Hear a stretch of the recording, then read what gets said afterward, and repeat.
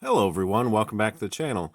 Today we're taking a look at another Masters of the Universe action figure, and this is the Revelation He-Man. And I don't really know too much about the Netflix original series on which this action figure is based, but this recently went on sale at Target for less than $16, so I figured I'd pick it up for that kind of price for an action figure of this particular scale. That's a pretty good deal. And as you can see up here in the corner, it says 30 points of articulation, which is very good. This particular figure is around 7 inches tall, so it's not a scale that I normally collect, but I'm very interested to see how this holds up and works in comparison to some of my other Masters of the Universe stuff. On the back of the package, you can see illustration of the character, a little bit of a write-up here, and also pictures of some of the other things that are available in this line. Overall, I like the design of the packaging. I'm a little confused about this little angular cutoff thing going on here.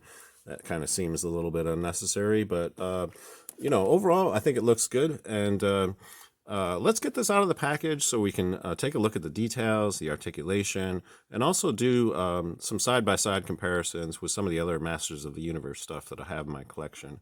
So stay tuned. Okay, so we have He-Man out of the package now.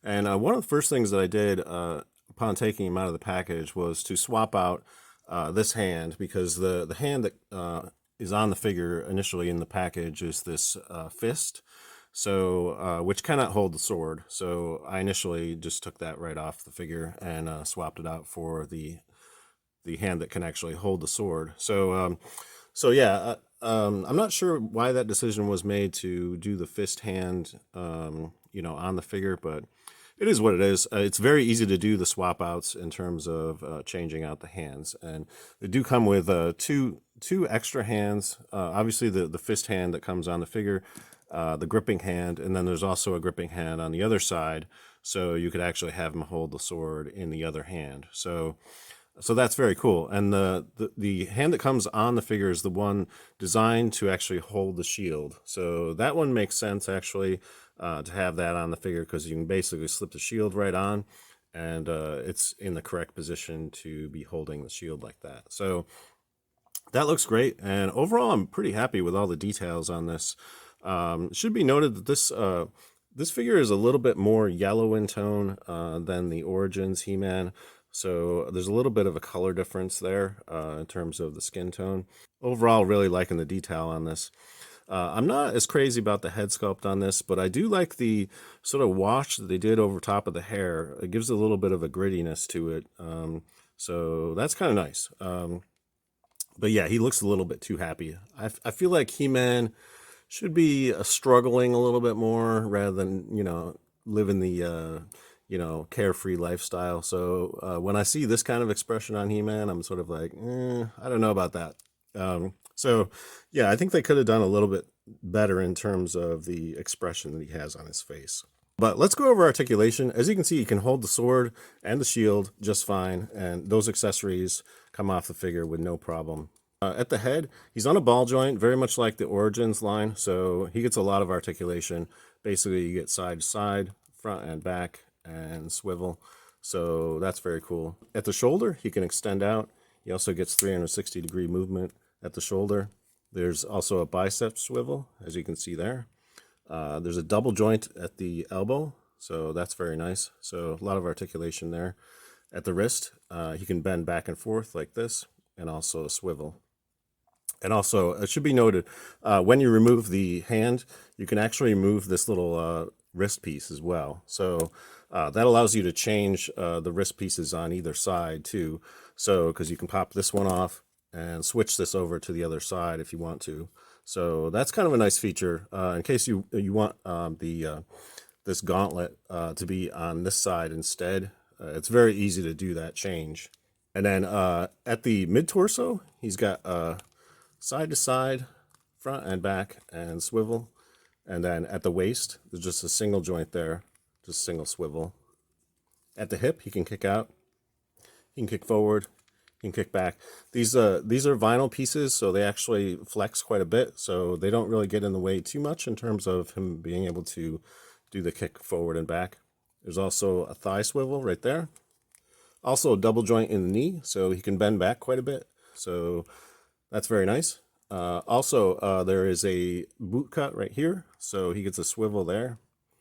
And also at the ankle, he can bend back and forth like this. And also ankle rocker from side to side like that. So very cool. Lots of articulation, lots you can do in terms of the posability of this figure. So let's talk comparisons now. One thing in terms of scale, because I have the Skeletor Bendy figure, which I previously reviewed on the channel, should be noted these two stand roughly the same height. So if you have this particular figure in your collection, yeah, he can stand toe to toe with He-Man. The proportions are quite different in terms of the overall look of this figure. But in terms of scale, yeah, those two actually work quite well together.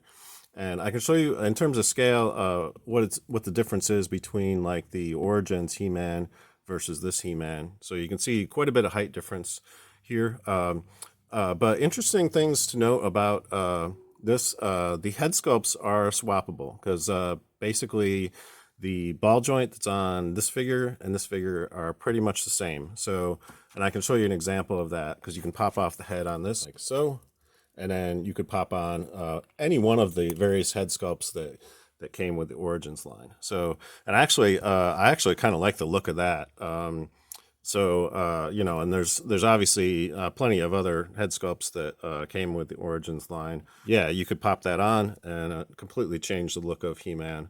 So if you have any of the Origins figures in your collection, yeah, that's compatible with this.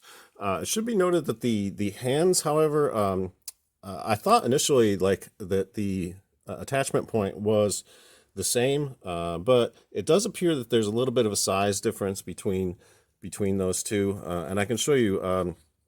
So when I take off this hand and try to put on an Origins He-Man, it's a little loose. It's possible you might be able to sort of like, you know, wrap something around that joint and actually tighten it up. But it will fit in there, and it does hold. It's just not very tight in there. But they are semi-compatible, just not completely useful in terms of articulation.